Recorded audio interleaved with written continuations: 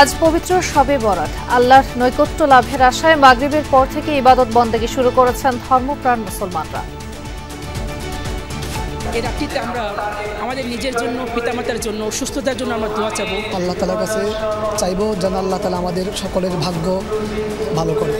নিজের জন্য, দেশের জন্য চাইবো, ইনশাআল্লাহ আমাদের সকলের মনের আশা আল্লাহ তাআলা পূরণ করবেন। নির্বাচন নিয়ে কোনো ষড়যন্ত্র সহ্য করবে না বিএনপি, মন্তব্য নেতাদের। রাজনৈতিক শক্তিকে উপেক্ষা করলে চরমপন্থা উদ্ভবের শঙ্কা।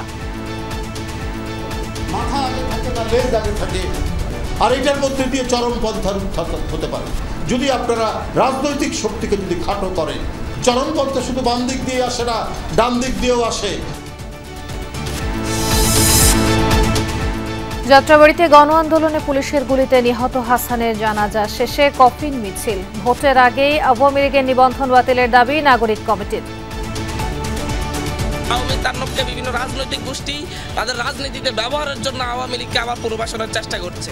এই নির্বাচনের আগেই যদি নিবন্ধন বাতিল করতে বাংলাদেশের মানুষ সচেষ্ট না হয়, তাহলে এই যে আমাদের আগামী যে নির্বাচন রয়েছে, জনগণের সামনে গভীর সংকট অপেক্ষা করছে।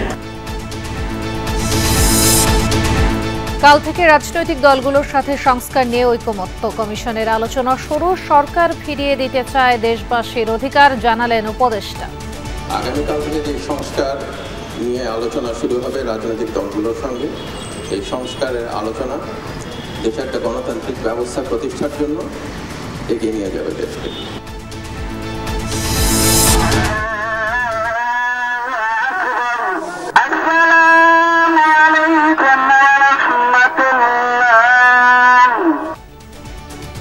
টঙ্গীর তুরাগ তীরে বিশ্ব ইজতেমায় লাখো মুসল্লির জুমার নামাজ আদায়। রোববার আখেরি মোনাজাতে শামিল হবেন সাদপন্থীরা।